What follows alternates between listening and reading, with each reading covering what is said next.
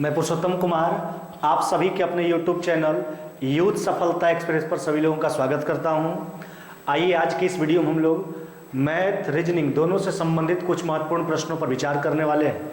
देखिए question number पहला क्या कहता है। कहता है यदि कोई विक्रेता जो है 24 रुपये में नारियल बेचता है तो उसे 20% का नुकसान होता है ना। यदि वो 36 रुपये में बेचता है तो उसका लाभ का प्रतिशत बताना है। देखिए ना, तो पहला स्थिति से आप कॉस्ट प्राइस निकाल लीजिए। देखिए तो पहला स्थिति से हम कॉस्ट प्राइस निकालेंगे। देखिए क्या कहता है। कहता है अगर विक्रेता 24 रुपया में नारियल को बेचता है तो उसको 20% का नुकसान होता है। अच्छा सोचिए 24 रुपया में बेच रहा है, अब उसको 20% का हानि हो जा रहा है। इसका मतलब है कि खरीदा गया होगा ज़्यादा में, है ना। यानी 100 बटा कितना हो जाएगा आपका 80, है ना। 100 बटा कितना हो जाएगा आपका 80, है ना। अब देखिए यहाँ से क्रयमूल्य पर विचार कर लेंगे हम। 100 बटा 80, अब इसको काट लीजिए, 8 से कट गया आपका 3 बार में, है ना। यानी कॉस्ट प्राइस कितना हो गया आपका 30। कॉस्ट प्राइस कितना हो जाएगा आपका 30। तो कॉस्ट प्राइस हो गया आपका 30 रुपया। अब हमसे कहता क्या है, यदि उसे 36 रुपये में बेचता है तो उसका लाभ का प्रतिशत बताना है। अब देखिए यह तो आ गया आपका कॉस्ट प्राइस, अब हमको लाभ का प्रतिशत बता देना है ना। अब देखिए लाभ का प्रतिशत बताना है। अब आप खुद सोच के देखिए, तो अगर क्रयमूल्य 30 रुपया हो गया, विक्रयमूल्य 36 रुपया होगा, तो उस केस में लाभ कितना का हो जाएगा 6 का। नहीं, कहां से होगा 30 से। तो 6 जो है वह 30 का कितना परसेंट है। चलिए 6 से 5 बार में 5 से काट लीजिए, 20 बार में आपका उत्तर कितना हो जाएगा 20%, है ना। यानी लाभ का जो प्रतिशत मान होगा यहाँ पे कितना हो जाएगा आपका 20% हो जाएगा। आपका उत्तर हो जाएगा ऑप्शन नंबर बी। क्या हो जाएगा आपका ऑप्शन नंबर बी। पहले हमने क्या किया, पहला स्थिति से क्रयमूल्य पर विचार कर लिए। क्रयमूल्य आ गया 30 रुपया। अब कहता है अगर इसको 36 रुपये में बेचा जाए तब इसका लाभ का प्रतिशत, यानी 36 में बेचेंगे तो इसका लाभ का प्रतिशत कितना हो जाएगा 20%, है ना। चलिए आइए अगला क्वेश्चन पर विचार कर लेते हैं। कहता 3 द्वारा विभाजित 3 अनुक्रमिक प्राकृत संख्याओं का योग 45। देखिए 3 से विभाजित 3 क्रमिक संख्या है ना, जिसका योग है 45। अब देखिए तो 3 से विभाज्य होने वाली संख्या यानी जो है अगर उसको लगातार लिखेगा तो 3 के डिफरेंस पे आएगा, है ना। तो यानी कहने का मतलब लगातार 3 संख्या जो 3 से विभाज्य है उसका योग 45 है, तो उसका औसत निकाल लीजिए ना पहले। तो उसका औसत हो जाएगा 45 बटा कितना 3। औसत को जोगफल को औसत में कन्वर्ट करने के लिए नंबर ऑफ क्वांटिटी से भाग देंगे, यानी तीनों का औसत कितना हो जाएगा 15। अब देखिए एक्चुअली लगातार संख्या का बात किया गया था, क्रमिक संख्या का बात किया था, वो अभी 3 का गुणज।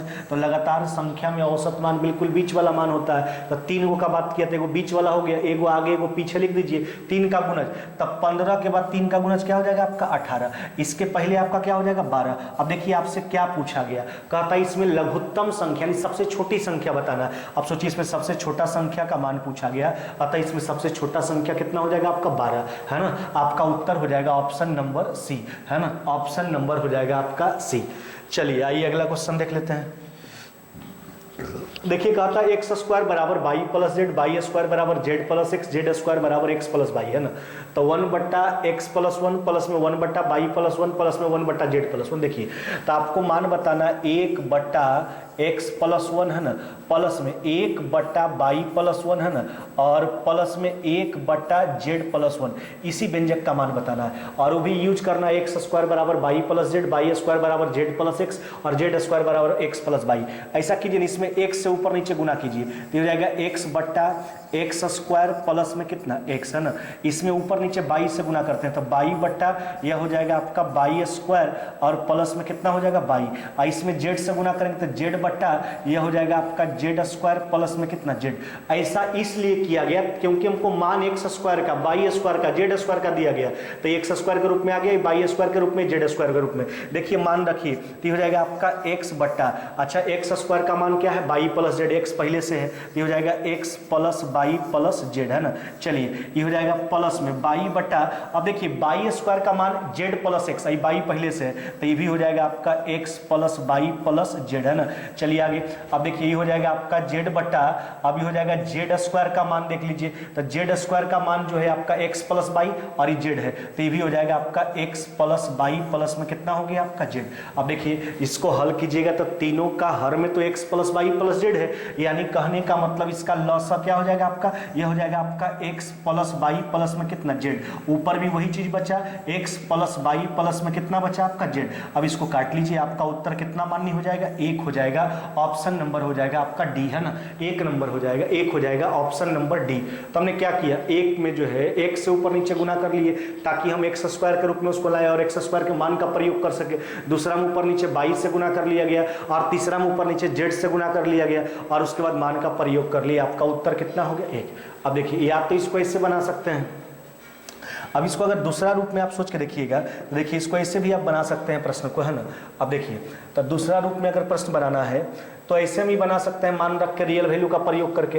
अगर हम x बराबर, है ना, y बराबर और z बराबर अगर हम 2 का प्रयोग कर लेते हैं तो देख लीजिए सारा कंडीशन आपका जितना भी शर्त दिया गया सारा शर्त जो है सेटिस्फाइड है। देखिए तो 2 का स्क्वायर और 2 जोड़ 2 4, 2 का स्क्वायर 2 जोड़ 2, यानी जितना भी शर्त दिया गया है सब इसमें फुलफिल है। कब, जब x बराबर y बराबर z बराबर 2 लेते हैं। अब हमसे कहता क्या है, कहता 1/x प्लस 1, है ना, प्लस में 1/y प्लस 1 और प्लस में 1/z प्लस 1। अब देख लीजिए ना, यहाँ पर सबका मान आप रखिएगा, x का मान दो, y का मान दो, z का मान दो, है ना। तो यह हो जाएगा आपका 1/3 और जोड़ 1/3 और जोड़ 1/3, यानी कहने का मतलब 3/3। आपका उत्तर कितना हो जाएगा, 1, है ना। आपका उत्तर हो जाएगा 1, ऑप्शन नंबर क्या हो जाएगा, डी। तो हमने आपको प्रोसेस भी बता दिया, उसके बाद रियल वैल्यू का प्रयोग करके, है ना, आप शर्त को सेटिस्फाइड करके वहां से व्यंजक का मान निकाल सकते हैं। तो हमने x बराबर y बराबर z बराबर 2 ले लिया और उसका सबका मान व्यंजक में रख दिया, आपका रिजल्ट हो गया 1, है ना। आइए अगला क्वेश्चन पर विचार कर लेते हैं। कहता ए और बी किसी कार्य को अकेले अकेले क्रमशः 10 और 15 दिनों में पूरा करते हैं। देखिए बात समझिए, ए और बी का बात किया गया है ना। देखिए ए जो है अकेले किसी काम को 10 दिन में और बी जो है कितना दिन में करता है, 15 दिन में। यहाँ से पूरे कार्य को जूम कर लीजिए तो 10 और 15 का लसा कितना, 30 यूनिट। हम पूरा कार्य मान लेते हैं 30 यूनिट। अब देखिए ए जो है 10 दिन में 30 यूनिट करता है, एक दिन में कितना करेगा, 3, और बी जो है 15 दिन में 30 करता है, एक दिन में कितना करेगा, 2। अब देखिए बारी बारी से कार्य करने वाला स्थिति है और जबकि काम का शुभारंभ कौन करता है, ए, है ना। अब देखिए तो 30 यूनिट काम है, बारी बारी से काम करवाना है और काम का शुभारंभ ए किया, कहने का मतलब एक दिन ए करेगा तो फिर अगला दिन बी करेगा। तो एक दिन बी से करवाइए तो 3 और 2 कितना हुआ, 5 यूनिट काम हुआ। और यह काम जो है 5 यूनिट 2 दिन का काम है तो 2 दिन के काम से भाग लगा रहे हैं तो 5 × 30 कट जाएगा आपका। तो 2 दिन के काम से भाग लगाए तो यहाँ पर दिन निकालने के लिए 2 से गुना करना पड़ेगा। तो 6 × 2 आपका उत्तर कितना हो जाएगा, 12 दिन, है ना। कितना हो जाएगा, 12 दिन। 12 दिन आपका उत्तर हो जाएगा। ऑप्शन नंबर क्या हो जाएगा आपका, सी। ऑप्शन नंबर क्या हो जाएगा आपका, सी, है ना। तो केवल इसी बात का ध्यान रखना है, हमने पूरा कार्य जूम कर लिया, 30 यूनिट बारी बारी से काम करवाना था, काम का शुभारंभ ए किया था तो एक दिन ए एक दिन बी, तो दोनों के 2 दिन का काम हो गया, 5 यूनिट 2 दिन के काम से भाग दिए हैं तो यहाँ पर लास्ट में 2 से गुणा करना पड़ेगा। आपका उत्तर हो जाएगा 12 दिन, है ना। चलिए आइए अगला क्वेश्चन पर विचार कर लेते हैं। कहता किसी धनराशि पर 3 वर्षों का साधारण ब्याज जो है 240 रुपया है और उसी धनराशि पर 2 वर्षों का चक्रवृद्धि ब्याज 170 रुपया, है ना। तो हमसे कहता ब्याज का दर पूछा गया। देखिए दोनों स्थिति में, चाहे वो स्थिति साधारण ब्याज का हो चाहे स्थिति चक्रवृद्धि ब्याज का, दोनों स्थिति में प्रिंसिपल बराबर है, रेट बराबर है। और देखिए यहाँ पर हम एक तरफ लिख देते हैं CI, है ना, SI लिख दीजिए, एक तरफ CI लिख दीजिए। देखिए SI, है ना, और CI, एक तरफ हम साधारण ब्याज को दर्शाएंगे, एक तरफ चक्रवृद्धि ब्याज को। अच्छा 3 साल का साधारण ब्याज 240, आप जानते हैं कि साधारण ब्याज जो होता है वो हर वर्ष का बराबर होता है। तो 3 साल का 240 रुपया, तो प्रत्येक साल का 80। अब सोचिए पहला साल 80 रुपया होगा तो जितना पहला साल साधारण ब्याज होता है उतना ही चक्रवृद्धि ब्याज, क्योंकि डिफरेंस अगला साल से होता है। साधारण ब्याज हर वर्ष का बराबर होते जाता है और चक्रवृद्धि ब्याज में ब्याज पर ब्याज जुड़ता है, इसलिए वो अंतर होते जाता है। देखिए तो पहला साल जो साधारण ब्याज वही चक्रवृद्धि ब्याज, तो ये भी कितना हो जाएगा आपका 80। देखिए अगला साल साधारण ब्याज तो 80 रहेगा, लेकिन 2 साल का चक्रवृद्धि ब्याज मिला के 170 था, तो पहला साल 180, 170 में से 80 घटा लीजिए, यानी दूसरा साल का चक्रवृद्धि ब्याज कितना हो रहा है, 90। आप सोचिए हमको रेट निकालना है। अब यहाँ पर आप खुद सोच के देखिए तो दूसरा साल जो है पहला साल की अपेक्षा चक्रवृद्धि ब्याज कै रुपया बढ़ गया, 10 रुपया बढ़ गया। अच्छा तो दूसरा साल चक्रवृद्धि ब्याज बढ़ा 10 रुपया। काहे बढ़ा 10 रुपया, क्योंकि चक्रवृद्धि ब्याज ब्याज पर ब्याज लेता है, यानी 10 रुपया ब्याज होगा। किसका ब्याज होगा, 80 रुपया का होगा, है ना, एक साल में। चलिए रेट निकाल लीजिए। चलिए 25/2 यानी कितना हो जाएगा आपका 12.5%। कितना हो जाएगा आपका 12.5%। आपसे रेट पूछा गया था, 12.5% आपका उत्तर हो जाएगा। ऑप्शन नंबर क्या हो जाएगा आपका, सी, है ना। Option number C. चलिए आइए अगला क्वेश्चन पर विचार कर लेते हैं। देखिए कहता है त्रिभुज एबीसी त्रिभुज पी क्यू आर में कोण बी बराबर में कोण क्यू। देखिए कोण बी और कोण क्यू दोनों आपस में क्या है, बराबर है। उसके बाद कहता है कोण सी बराबर कोण आर, कोण सी बराबर कोण आर। अब यहाँ पर आप खुद सोच के देखिए, तो दोनों त्रिभुज का दो कोण जब बराबर हो गया तो तीसरा तो अपने आप बराबर हो जाएगा, यानी संगत कोण बराबर है। जब संगत कोण बराबर तो त्रिभुज समरूप हो गया, यानी दोनों सिमिलर ट्रायंगल हो गया। अब देखिए जब दोनों सिमिलर ट्रायंगल हो गया तो यहाँ पर जो है उसके क्षेत्रफल का जो अनुपात होगा, अब देखिए बात समझिए, तो यहाँ पर जब दोनों सिमिलर ट्रायंगल आपका हो गया है ना, दो कोण बराबर तीसरा अपने आप बराबर हो जाएगा। अब यहाँ पर जो क्षेत्रफल का, जब दोनों त्रिभुज समरूप हो गया तो जब त्रिभुज समरूप हो जाता है तो उसके संगत भुजा, शीर्षलंब और परिमिति तीनों का अनुपात बराबर होता है, जबकि उसके क्षेत्रफल का जो अनुपात होता है वह संगत भुजाओं के वर्ग के अनुपात के बराबर होता है। देखिए इसमें ए बी दिया गया आपका 7 यूनिट, ए बी कितना दिया गया है, ए बी जो दिया गया आपका है ना, वह ए बी दिया गया आपका 7 यूनिट है ना। अब देखिए ए बी दे रखा है आपका, या दे रखा 7 यूनिट है ना, और जबकि पी क्यू जो दे रखा है, पी क्यू कितना दे रखा है आपका 4 यूनिट है ना। अब हमसे कहता क्या है, कहता है क्षेत्रफल ए बी सी और पी एम आर। देखिए पूरा त्रिभुज का नहीं, इसका तो पूरा का लिया है, अब पी एम आर, अब इसका केवल लिया है, इसका आधा का। अब देखिए वहां पर हमसे बोला गया क्यू आर पर जो है ए एम जो है मध्य बिंदु है। अब देखिए तो हम क्या करेंगे, क्यू आर का जो ए एम मध्य बिंदु है, यानी कहने का मतलब पी एम जो है इस त्रिभुज का माध्यिका है ना। माध्यिका का मतलब क्या होता है, किसी त्रिभुज से उसके सम्मुख भुजा पर खींची गई वैसी रेखा जो बेस को दो बराबर भाग में बांटे।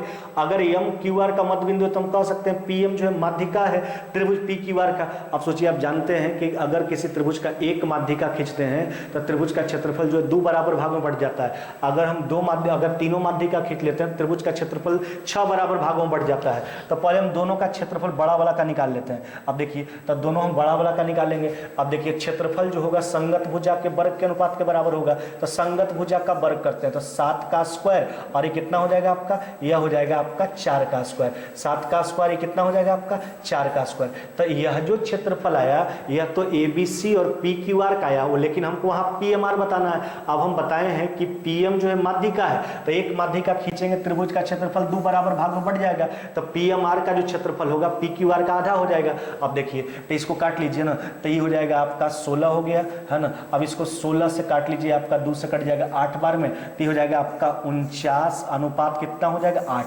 यही हमसे पूछा गया था है ना। अब इसको लिख सकते हैं आप 49 बटा कितना 8, 49 बटा कितना हो जाएगा आपका 8, 49 बटा कितना हो जाएगा आपका 8। ऑप्शन नंबर क्या हो जाएगा आपका सी है ना, ऑप्शन नंबर क्या हो जाएगा सी। तो दोनों एक्चुअली समरूप त्रिभुज था, समरूप त्रिभुज था तो उसके क्षेत्रफल का अनुपात जो है संगत भुजा के वर्ग के अनुपात के बराबर होगा।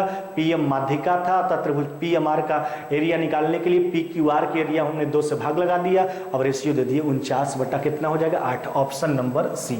चलिए आइए अगला क्वेश्चन पर विचार कर लेते हैं। देखिए ना यहाँ पर हमको दे रखा है, देखो इधर दिया है आपको 2 का स्क्वायर है ना, और जोड़ 4 का स्क्वायर और जोड़ 6 का स्क्वायर प्लस में डॉट डॉट डॉट क्या दिया है आपका 10 का स्क्वायर। अब हमको बताना है इसका मान आपको दिया गया 11,000 कितना दिया गया 480 नहीं। अब हमसे कहता 1 का स्क्वायर 2 का स्क्वायर 3 का स्क्वायर डॉट डॉट डॉट है ना।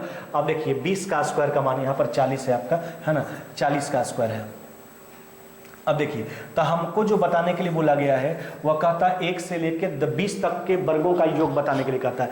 अच्छा देखिए जहाँ तक 2 का सवाल है तो 2 को आप क्या लिख सकते हैं, इसको लिख सकते हैं, इसको लिखेंगे 2 गुना 1 का होल स्क्वायर, 4 को लिखेंगे 2 गुना 2 का होल स्क्वायर नहीं। अच्छा 6 को लिखेंगे 2 गुना 3 का होल स्क्वायर। अब देखिए ऐसा ही लिखते जाइए। अब जहाँ तक 40 का सवाल है इसको लिखेंगे 2 गुना 20 का होल स्क्वायर नहीं। अच्छा बराबर में 11,000 कितना हो जाएगा आपका 480। अब देखिए ना तो अब हमने एक बार आपको बताया भी है कि अगर x Guna by two the power am दिया हुआ हो तो इसका मान होता है x पर पावर am, और गुना क्या होता है आपका x पर पावर am है ना, x पर पावर am और गुना बाई टू द पावर क्या होता है आपका am है ना।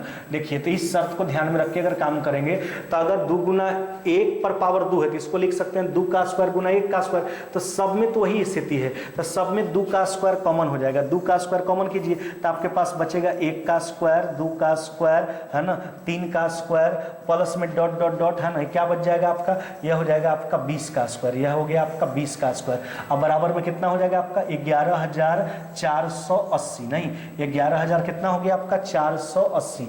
अब देखिए हमको तो एक्चुअली जो बताना है इसका मान, अब देखिए 4 से इसको काट लीजिए तो 4 से काटिएगा तो 4 गुना कितना हो गया आपका 8 है ना। अब बचा 3, 4 से कट जाएगा आपका 8 बार में, 7 चौके 28 है ना, 2800 कितना हो जाएगा आपका 70। इसी का मान आपसे पूछा गया था, है ना। यानी कहने का मतलब 1 का स्क्वायर जो 2 का स्क्वायर जो 3 का स्क्वायर डॉट डॉट डॉट 20 का स्क्वायर, है ना। इसका योगफल कितना हो जाएगा 2870। ऑप्शन नंबर क्या हो जाएगा आपका ए, है ना। ऑप्शन नंबर क्या हो जाएगा आपका ए, है ना। तो इसमें कुछ था नहीं, है ना। 2 का स्क्वायर 4 का स्क्वायर 6 का स्क्वायर डॉट डॉट 40 का स्क्वायर था, तो हमने सबको 2 के गुणज के रूप में लिख दिया। 2 का स्क्वायर कॉमन कर लिए तो 4 से काट लीजिए, जो बचा आपका 1 का स्क्वायर 2 का स्क्वायर 3 का स्क्वायर डॉट डॉट डॉट 20 का स्क्वायर का योगफल आ गया 2870। नहीं, चलिए आइए अगला क्वेश्चन पर विचार कर लेते हैं। देखिए क्या कहता है, कहता वृत्त की परिधि 4 पाई है, यदि उसकी परिधि 8 पाई कर दी जाए तो उसका क्षेत्रफल पहले से कितना गुना हो जाएगा। अब देखिए ना, वृत्त का जहां तक परिधि का सवाल है 4 पाई से 8 पाई हो रहा है, नहीं परिधि दुगना हो रहा है। अब सोचो वृत्त का परिधि होता क्या है 2 पाई आर होता है, तो 2 पाई आर में एक्चुअली 2 पाई तो कांस्टेंट होता है। अगर परिधि दुगना हो रहा है इसका मतलब त्रिज्या दुगना हो रहा है, क्योंकि उसमें 2 पाई कांस्टेंट है। तो देखिए परिधि दुगना हो रहा है, इसका मतलब ने क्या आपको समझाया कि त्रिज्या दुगना हो रहा है। तो पहले वाला त्रिज्या अगर 1 यूनिट मान के चलते हैं तो बाद वाला 2 यूनिट हो जाएगा। परिधि दुगना का मतलब त्रिज्या दुगना हो रहा है। अब क्या कहता है, इसका क्षेत्रफल पहले का कितना गुना हो जाएगा। देखिए तो दोनों स्थिति का त्रिज्या हो गया, तो वृत्त का क्षेत्रफल पाई आर स्क्वायर, पाई तो कांस्टेंट होगा तो केवल आर स्क्वायर पर विचार कर लीजिए, तो हो जाएगा आपका 1 का स्क्वायर और यह क्या हो जाएगा आपका 2 का स्क्वायर। नहीं तो कहने का मतलब 1 अनुपात कितना हो जाएगा 4। अब देखिए ना, यही हमसे पूछा गया था कि क्षेत्रफल पहले का कितना गुना, तो पहले वाला क्षेत्रफल 1 अभी वाला 4, यानी पहले की अपेक्षा क्षेत्रफल जो है वह 4 गुना हो जा रहा है, 4 गुना। आपका उत्तर क्या हो जाएगा, ऑप्शन नंबर हो जाएगा आपका सी, है ना। आपका उत्तर क्या हो जाएगा सी, यानी क्षेत्रफल पहले की अपेक्षा 4 गुना हो जाएगा, है ना। चलिए आइए अगला क्वेश्चन पर विचार कर लेते हैं। कहता है पति तथा पत्नी का 4 वर्ष पूर्व उसके शादी के समय औसत आयु जो था 27 वर्ष था। आप सोचो 4 साल पहले पति पत्नी का विवाह हुआ था और उस समय उसका औसत 27 है, तो वर्तमान में आने के लिए दोनों में 4 जोड़ेंगे और जब प्रत्येक पद में आप जोड़ते हैं तो वही परिवर्तन औसत के साथ हो जाता है। तो 4 साल पहले जो औसत उसका 27 था, है ना, तो वर्तमान में 27 और 4 कितना हो जाएगा आपका 31। तो ये पति पत्नी का बात किया है, तो दोनों का योग निकाल लिए। वर्तमान में पति और पत्नी का औसत को योगफल में कन्वर्ट करने के लिए नंबर ऑफ क्वांटिटीज हमने गुना किया। कहता अब वर्तमान में अब पति पत्नी तथा एक नए पैदा हुए बच्चे। अब देखिए उस द्रव्यान एक बच्चा का जन्म होता है, अब उस परिवार में पति पत्नी एक बच्चा, तीनों का औसत 21 है ना, तो योगफल 21 गुना कितना हो गया 3। अब यहाँ पर हमसे बच्चा का उम्र पूछा, तब देखिए ई जो है वर्तमान में तीनों का योग है, पति पत्नी और बच्चा का, और ये केवल पति और पत्नी का है, तो तीनों में से पति पत्नी वाला घटा लेंगे, बच्चा वाला बच जाएगा। तो 63 में से 62 घटा लीजिए, आपका उत्तर कितना हो जाएगा 1 वर्ष, है ना। कितना हो जाएगा 1 वर्ष, यानी उस बच्चा का वर्तमान में उम्र पूछा गया, यानी उस बच्चा का वर्तमान में उम्र कितना है 1 वर्ष। आपका उत्तर हो जाएगा ऑप्शन नंबर डी। चलिए आइए अगला क्वेश्चन पर विचार कर लेते हैं। कहता है लंब वृत्तीय बेलन के आधार के अर्ध व्यास तथा ऊंचाई में से प्रत्येक को 10% बढ़ाया जाए तो बेलन के आयतन में कितने प्रतिशत का वृद्धि होगा। अब देखिए बेलन के अर्ध व्यास त्रिज्या और ऊंचाई दोनों में 10% का बढ़ोतरी कर रहा है। अच्छा एक्चुअली बेलन का आयतन होता क्या, पाई आर स्क्वायर एच। देखिए तो पहला स्थिति में भी बेलन है, दूसरा स्थिति में बेलन है, पाई छोड़ दीजिए, तो आर स्क्वायर एच पर विचार कर लेते हैं। देखिए तो पहला वाला त्रिज्या को मान लेते हैं 100, तो आर स्क्वायर, ऊंचाई को भी मान लेते हैं 100, तो पहला वाला आयतन हो गया। अब समझिए बात को, त्रिज्या 10% बढ़ा रहा है, तो 100 में 10% बढ़ाएगा तो कितना हो जाएगा 110, फिर ही हो गया 110, ऊंचाई भी 10% बढ़ा लीजिए, चलिए हो गया आपका 110। चलिए 3 शून्य यहाँ से काट के हटा लीजिए, अब देखिए 3 शून्य कट गया, यह हो जाएगा आपका 1000 और ये कितना हो जाएगा आपका 1300, कितना हो जाएगा आपका 31। नहीं, अब देखिए आयतन में कितने प्रतिशत का बढ़ोतरी होगा, तो पहले आयतन 1000 था, कितना हो गया आपका 1331 हो गया, तो बढ़ोतरी कितना का है, बढ़ोतरी है आपका 331 का, कहां से है 1000 से, है ना। तो 331 जो है वह 1000 का कितना परसेंट है, काट लीजिए, आपका उत्तर हो जाएगा, है ना, ये 1.33 कितना हो जाएगा 1%, कितना हो जाएगा 33.1%। ये हमसे पूछा गया था कि आयतन में कितने प्रतिशत का बढ़ोतरी हो जाएगा, तो आयतन में बढ़ोतरी होगा 33.1% का। 331 बढ़ गया, है ना, पहले 1000 था तो बढ़ोतरी 331 का, कहां से 1000 से, 33.1%। ऑप्शन नंबर हो जाएगा आपका सी, है ना। ऑप्शन नंबर क्या हो जाएगा आपका सी। चलिए आइए अगला क्वेश्चन पर विचार कर लेते हैं। कहता विजय जो एक कार्य को 8 घंटा में, देखो अच्छा देखना, विजय जो है एक कार्य को 8 घंटा में कंप्लीट करता है। अच्छा विजय और पुनीत, है ना, विजय और पुनीत दोनों मिलकर जो है काम को 6 घंटा में। अब क्या कहता है, पुनीत और सचिन, है ना, यह दोनों मिलकर जो है काम को 4 घंटा में। अब देखिए ना, यहाँ से पूरे कार्य पर विचार कर लीजिए, पूरा कार्य। अब देखो ना, तो 8 6 4 का लसा निकालिएगा तो लसा कितना हो जाएगा आपका 24 यूनिट, नहीं तब पूरा कार्य हमने मान लिया 24 यूनिट। अब देखिए तब विजय जो है 8 घंटा में 24 यूनिट, एक दिन में कितनी, एक घंटा में कितना करेगा 3। विजय और पुनीत 6 घंटा में 24, दोनों मिलकर, तो दोनों के 1 घंटा का काम कितना हो जाएगा 4। और पुनीत और सचिन 4 घंटा में 24, 1 घंटा में कितना करेगा 6। हमसे कहता है कि सचिन अकेला इस कार्य को कितना घंटा में कंप्लीट करेगा, तो पूरे कार्य में सचिन के 1 घंटा कार्य से भाग लगाएंगे। अब हम निकाल लेंगे सचिन के 1 घंटा का कार्य। अब कैसे निकालेंगे देखिए, बात समझिए। तब विजय पुनीत के 1 घंटा कार्य में विजय के 1 घंटा कार्य को घटा लीजिए, तो पुनीत का आएगा और इसमें पुनीत वाला घटा लेंगे। तो देखिए 4 में से 3 गया कितना 1, तो 1 यूनिट जो आएगा पुनीत के 1 घंटा का कार्य। अब पुनीत और सचिन वाला हम घटा लीजिए, पुनीत वाला, तो 6 में से 1 गया कितना हो जाएगा आपका 5, है ना, तो 24 बट्टा हो जाएगा आपका 5, 24 बट्टा 5 घंटा हो जाएगा। ऑप्शन नंबर हो जाएगा आपका सी। देखिए हमने क्या किया, सचिन के 1 घंटा कार्य निकालने के लिए विजय और पुनीत के 1 घंटा कार्य, विजय वाला घटाए तो 4 में से 3 गया, 1 बचा जो पुनीत के 1 घंटा कार्य है, और पुनीत और सचिन के 1 घंटा कार्य में जो है 1 घटा लिए पुनीत वाला, तो 6 में से 1 गया हो गया 5, ये सचिन के 1 घंटा काम हो गया। आपका उत्तर हो जाएगा 24 बट्टा 5 घंटा, ऑप्शन नंबर सी। चलिए आइए अगला क्वेश्चन पर विचार कर लेते हैं। देखिए यहाँ पर कहता है tan थीटा प्लस में sin थीटा बट्टा tan थीटा माइनस में sin थीटा बराबर में k + 1 बट्टा k - 1। अब इस प्रश्न को हल करने के लिए क्या करेंगे, हम CND का यूज करेंगे, बाई कंपोनेंडो एंड डिविडेंडो, है ना, जिसको हिंदी में बोला जाता है योगांतर निष्पत्ति। अच्छा, इस प्रक्रिया में हम करते क्या है, एक बार हर को अंश में क्या करते हैं जोड़ते हैं, फिर नीचे लाके अंश में हर को घटाते हैं। अच्छा जोड़िए इसको, तो जोड़ेंगे तो साइन साइन कट जाएगा, तो ऊपर हो जाएगा आपका 2 tan थीटा, नहीं अब जैसे ही घटाएंगे नीचे लाके तो tan कट जाएगा, अब बट्टा हो जाएगा आपका 2 sin थीटा बराबर में। अब इसको जोड़िए, तो जोड़िएगा तो हो जाएगा 2 के, घटाइएगा तो हो जाएगा बट्टा में कितना हो जाएगा 2।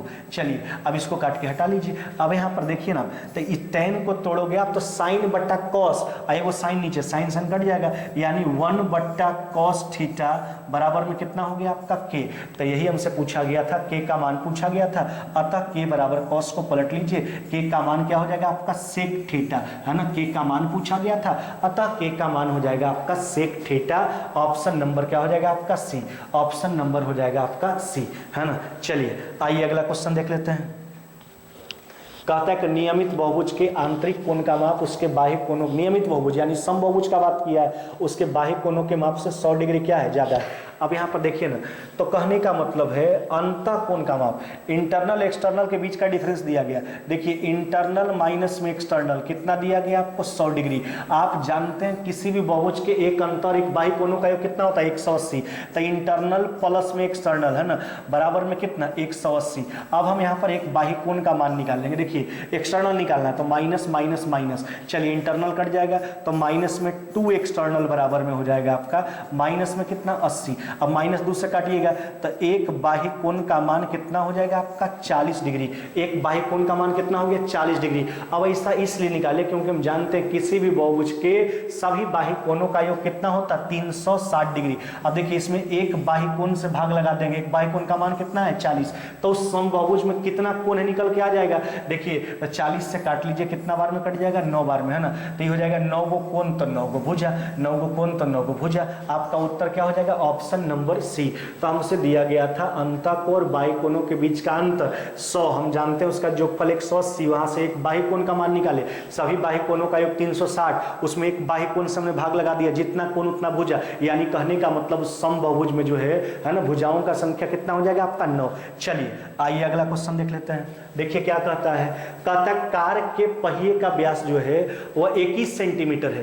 कार चालक 66 किलोमीटर प्रति घंटा की गति से चलने पर एक गंतव्य स्थान तक पहुंचने के लिए 36 सेकंड लेता है। यात्रा के दौरान पहिया कितना चक्कर लगाता है। देखिए जो यात्रा करता है 36 सेकंड में, उस दरमियान पहिया कितना चक्कर लगाता है ये निकालना है। तो हम क्या करेंगे, यात्रा के दौरान तय दूरी निकालेंगे और उसमें एक चक्कर में तय दूरी से भाग लगा देंगे, कितना चक्कर निकलता है लगाता है ना, यात्रा के दौरान निकल के आ जाएगा। तो पहले आप दूरी निकालिए। देखिए दूरी पर विचार करते हैं, तो 66 किलोमीटर प्रति घंटा उसका स्पीड है, उसको मीटर प्रति सेकंड में एक्सचेंज कर लीजिए, है ना। अब देखिए कितना देर में करता है यात्रा तय करता है 36 सेकंड में। देखिए तो मीटर प्रति सेकंड में एक्सचेंज किए और उसके बाद जो है समय से गुना कर ली तो दूरी निकल के आ गया मीटर में। अब देखिए पहिया के द्वारा एक चक्कर में तय दूरी से भाग देंगे। अच्छा तो पहिया के द्वारा एक चक्कर में तय दूरी, उसका परिधि 2πr या फिर उसको पाई डी बोल सकते हो। चलिए तो हो जाएगा आपका पाई डी 22/7। आई डायमीटर दे चुका था 21, इस सेंटीमीटर में इसको मीटर में आपको कन्वर्ट करना पड़ेगा क्योंकि ऊपर जो दूरी हम निकाले हैं वो मीटर में निकाले हैं। चलिए अब यहाँ से देखिए इसको हल कर लीजिए ना, तो यहाँ से 7 से कट जाएगा कितना बार में, 3 बार में। 22 3 कितना हो जाएगा 66। 18 से कितना बार में, 2 बार में। अब देख लो आप इस 100 भी ऊपर गुना हो जाएगा, ऊपर 10 है तो 10 गुना 100 यानी कितना हो जाएगा 1000 हो जाएगा। यही पूछा गया था कि गंतव्य स्थान तक पहुंचने के लिए जो है ना, यात्रा के दौरान कार को कितना चक्कर लगाना होगा, है ना, कार के पहिया को। तो कार के पहिया को चक्कर कितना लगाना पड़ेगा 1000। तो क्या किया हमने, दूरी निकाल लिया और दूरी जो निकल के आया उसमें पहिया के द्वारा एक चक्कर में तय दूरी से भाग लगा दिए, चक्रों का संख्या आ गया 1000। चलिए आइए अगला क्वेश्चन देखते हैं।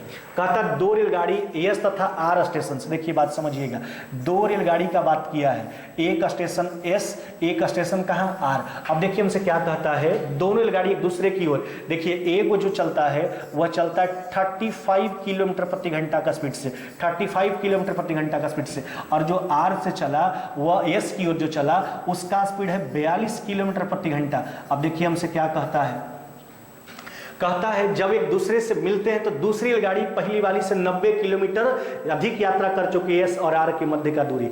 देखिए बात समझिए, दोनों एक साथ चलना शुरू किया, बाय द चांस रास्ता में यहां पर मिला। अब सोचिए तो जब दोनों एक साथ चलना शुरू किया, रास्ता में मिलेगा तो देखिए दोनों तो समान समय के लिए तब तक चला, चलने से शुरू किया साथ में मिला जब तक तो समान समय के लिए चला। तो यहां से हम समय निकालेंगे। देखिए जब वो मिलता है तब पाया जाता है कि दूसरा रेलगाड़ी पहला से 90 किलोमीटर ज्यादा चल गया। अच्छा सोचिए तो दूसरा का पहला से 90 किलोमीटर ज्यादा चला, उसका कारण क्या है, इसका स्पीड 35 इसका 42, 7 किलोमीटर प्रति घंटा ज्यादा था। तो यही 7 किलोमीटर प्रति घंटा के ज्यादा के कारण तो 90 किलोमीटर ज्यादा चला। तो यहां से समय निकाल लिए, समय बराबर दूरी बटा 4। अब देखिए समय आ गया, दोनों कितना समय तक चला था, तो 90/7 घंटा दोनों चला है। अब समय निकाल लिए, अब हमको दूरी बताना है। देखिए अपोजिट डायरेक्शन है, चाल जुटेगा, 35 और 42 कितना हो जाएगा आपका 77। चलिए 7 से काट लीजिए 11 बार में, 11 गुना 90 कितना हो जाएगा आपका 990 किलोमीटर, है ना। आपका उत्तर हो जाएगा 990 किलोमीटर। ऑप्शन नंबर क्या हो जाएगा आपका बी। तो हम सबसे पहले समय निकाल लिए, है ना। समय कैसे निकाले, जब दोनों मिलता है तब पाता है कि दूसरा पहला से 90 किलोमीटर ज्यादा चला, उसका कारण है इसका स्पीड जो है इसके अपेक्षा 7 किलोमीटर प्रति घंटा ज्यादा था। अब समय निकल के आ गया, अब उसमें देखिए अपोजिट डायरेक्शन था, हमने चाल से गुना कर लिया, आपका उत्तर हो जाएगा 990 किलोमीटर। चलिए आइए अगला क्वेश्चन पर विचार कर लेते हैं। अब देखिए रीजनिंग का कुछ 5 प्रश्न आपके पास दिया हुआ है। अब देखिए क्या कहता है 5 शब्द का बात किया गया, टी क्यू एच जे और एफ में से प्रत्येक की ऊंचाई अलग अलग है ना। अब कहता है टी सिर्फ जे से लंबा है। अब देखिए बात समझिए, टी जो है वह सिर्फ और सिर्फ जे से लंबा है। कहने का मतलब टी से छोटा केवल एक ही है, वो है जे। और कहता है एच जो है वह सिर्फ एफ से छोटा है। अब देखिए कहने का मतलब एच जो है सिर्फ एफ से छोटा, सिर्फ एफ से छोटा कौन, एच। कहने का मतलब सिर्फ एफ से छोटा यानी एच से लंबा केवल एफ। अब देखिए ना तो इसके ऊपर कोई होने वाला, ना तो इसके नीचे कोई होने वाला। तो 5 गो का बात किया तो 1 गो का प्रयोग बीच में करना पड़ेगा आपको। अब देखिए किसका किसका चर्चा हो गया, तो आपका टी का चर्चा हो गया, जे का चर्चा हो गया, एच का चर्चा हो गया, एफ का बचा आपके पास कौन, क्यू, है ना। अब रख दीजिए क्यू को। तो कहता इनमें से ऊंचाई के क्रम में तीसरा कौन है। अब देखिए ऊंचाई के क्रम में आइएगा तो तीसरा आपसे पूछा गया, तो तीसरा कौन हो जाएगा आपका क्यू, है ना। कौन हो जाएगा क्यू। ऑप्शन नंबर हो जाएगा आपका बी, है ना। ऑप्शन नंबर हो जाएगा आपका बी। चलिए आइए अगला क्वेश्चन पर विचार कर लेते हैं। कहता 6 व्यक्ति पी ए भी के जे तथा सी एक पंक्ति में उत्तर की ओर मुंह करके बैठा हुआ है। अब देखिए इसमें क्या कहता है, सी भी के तुरंत बाईं ओर, देखिए समझिए बात को, देखिए क्या कहता है, भी के, कहता सी जो है भी के तुरंत बाईं ओर। अब देखिए ना, सी जो है भी के तुरंत बाईं ओर है, जो कि, तो जो कि शब्द जो है प्रयोग जब करते हैं तो उसका यूज होता है उसके तुरंत, रेटिव प्रोनाउन है और उसका यूज उसके तुरंत पहले वाले नाउन के लिए। तो जो कि का प्रयोग किसके लिए होगा, भी के लिए, है ना। तब भी का प्रयोग भी जो है वो पी के दाईं ओर तीसरा। अच्छा सोचिए ना, पी के दाईं ओर तीसरा, समझिएगा बात को। तब पी के दाईं ओर तीसरा तो इसका मतलब ये गैप होना चाहिए, पहला दूसरा तीसरा, पी के दाईं ओर तीसरा, है ना। अब आगे देखिए क्या कहता है, जे जो है के तुरंत बाईं ओर है, जे और के एक साथ आएगा, जे के तुरंत बाईं ओर है।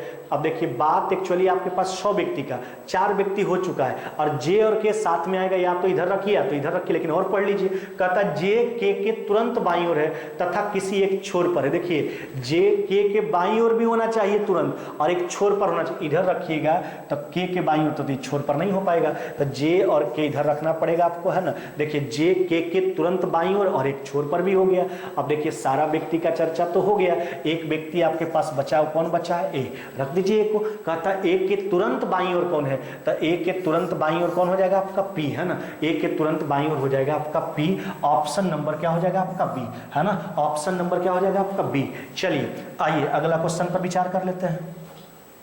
देखिए एक अनुक्रम आपको दिया गया है ना। अब इस अनुक्रम में हमसे कहता क्या है, कहता है कि इनमें से दिए गए विकल्पों में से वह सही विकल्प चुनिए जो अनुक्रम को पूरा करे। अब देख लीजिए आप, तो सी का स्थान कितना 3 और जी का 7, तो 4 जोड़ा 7 4 11, 11 4 कितना 15, 4 4 बढ़ा गया, तो 15 4 19, है ना। तो 19 में स्थान किसका हो जाएगा आपका, यस का, है ना। चलिए तो यस हो जाएगा आपका, यहाँ पर क्या हो जाएगा आपका पहले यस, आगे देखिए पहले आपका हो जाएगा यस, है ना, यहाँ पर हो जाएगा आपका एस। उसके बाद देखिए फिर देखिए एल का स्थान 12, पी का 16, 4 जोड़ा 16 4 20, 20 4 24, 24 में 2 जोड़ेंगे तो 26 और पुनः 2 आगे बढ़ जाएंगे तो बी पे आ जाएंगे, तो एस बी, यहाँ से भी उत्तर दे सकते हैं। एस बी का ऑप्शन आपके पास एक ही है, सी नंबर हो जाएगा। अगला भी देख लीजिए, एच का स्थान 8, एल का 12, 12 4 16, 16 4 20, 20 4 24, 24 में स्थान किसका होता है, एक्स का, है ना। यानी कहने का मतलब सब में 4 का बढ़ोतरी है ना, हर एक बार। तो आपका उत्तर हो जाएगा S B X, option number C. चलिए आइए अगला क्वेश्चन देख लेते हैं।